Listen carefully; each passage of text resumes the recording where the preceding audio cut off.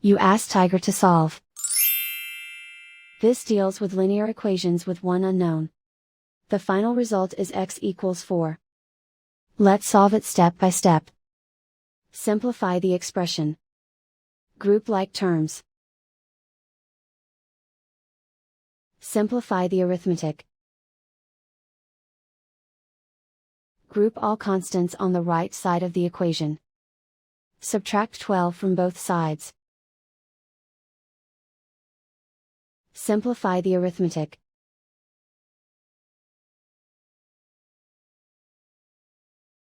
Isolate the x. Divide both sides by -3. Cancel out the negatives. Simplify the fraction. Cancel out the negatives. Find the greatest common factor of the numerator and denominator. Factor out and cancel the greatest common factor. And so the final result is x equals 4.